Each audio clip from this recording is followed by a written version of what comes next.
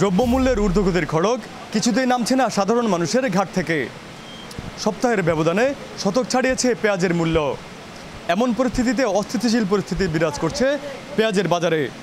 দর্শক, আমরা যদি আপনাদেরকে একটু জানিয়ে রাখতে চাই, ট্রেডিং কর্পোরেশন অফ বাংলাদেশের টিসিবির তথ্য বলছে বর্তমানে নতুন দেশি পেঁয়াজ সর্বনিম্ন 100 থেকে সর্বোচ্চ 110 টাকা কেজি দরে বিক্রি হচ্ছে। এক সপ্তাহ আগে যার মূল্য ছিল সর্বনিম্ন 90 থেকে সর্বোচ্চ 100 টাকা, একই পেঁয়াজ এক মাস আগে বিক্রি হয়েছে সর্বনিম্ন 80 টাকা থেকে সর্বোচ্চ 85 টাকা।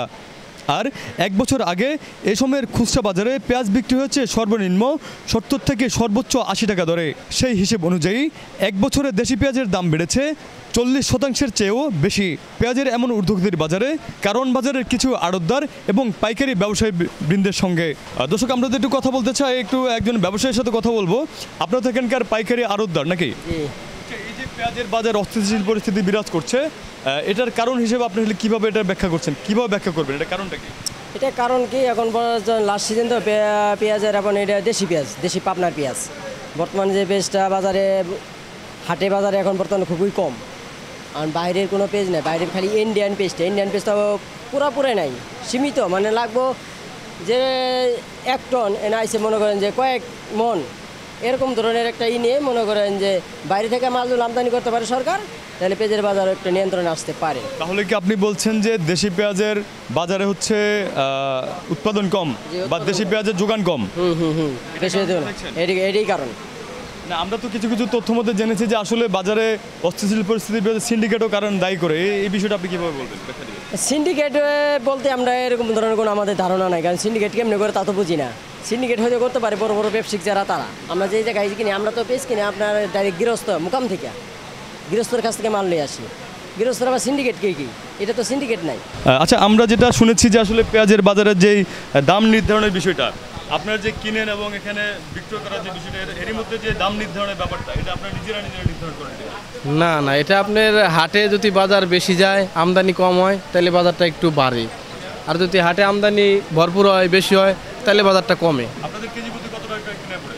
আমাদের আমরা আড়তদারি করি, কেজিতে 1 টাকা আড়তদারি করি। আর লাভ লস সব পার্টির।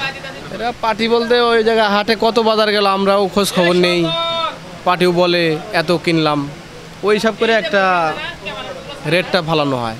এটা আপনার ইন্ডিয়ান দেশি মালটা এখন আপনার আমদানি কমে আসছে। এখন যদি ইন্ডিয়ান ভরপুর আমদানি হইতো, তাহলে আপনার বাজারটা কমে যেত। আমদানি দেশি কম দেখে এই কারণে বাজারটা বাড়ছে। এখন আপনার 120-30 টাকা না, তো এত না। আমরা আজকে পাইকারি বেচতেছি আপনার 95-94। আজকে ওরা নিচে আপনার 94-95, ওরা 100-105 বিক্রি করতেছে। ওদের দায়বার, আমরা তো পাইকারি বেশি, আমরা একটু কমেই বেশি, ওরা আবার লাভটা একটু বেশি করে আর কি। আজকে 95 বাজার, কালকে ছিল 100, আজকে 5 টাকা কমছে। দর্শক, আমরা যেমনটা জানছিলাম যে আসলে যে পেঁয়াজের দাম নির্ধারণ এবং দ্রব্যমূল্যের যে ঊর্ধ্বগতির বাজারে যে অস্থিতিশীলতা বিরাজ করে, তার মাধ্যমে পেঁয়াজ এখন বর্তমান অন্যতম। এবং এমন পরিস্থিতিতে আড়তদাররা আমাদেরকে যেটা জানিয়েছেন যে আসলে এখানে পাইকারি বাজারে যেই রেটে পেঁয়াজ বিক্রি হয়, তার চেয়ে কিন্তু অধিক মূল্যে যে খুচরা বাজারে বিক্রি হয়, সেই দায়ভারটা খুচরা ব্যবসায়ীবৃন্দের। তো এই বিষয়ে আমরা কথা বলবো কিছু খুচরা ব্যবসায়ীর সাথে। গত সপ্তাহে আপনার 80, 85, 90 এমন ছিল। আজকে একটু পেঁয়াজের দাম কালকের থেকে একটু কম। আজকে আপনার 100 টাকা বিক্রি হইতেছে, 105, 100, 110 এমন। আমি নিচ্ছি আপনার 104 টাকা পাইকারিতে, 104। জি, এটা পাবনা পেঁয়াজের একটু আছে, আপনার ব্যতিক্রম আছে। যেমন এটা আছে একটা পাবনা, আর একটু আছে হাইব্রিডের মধ্যে, ওইটা একটু কম, বুঝছেন, অল্প সামান্য অল্প কিছু টাকা পাচ্ছে।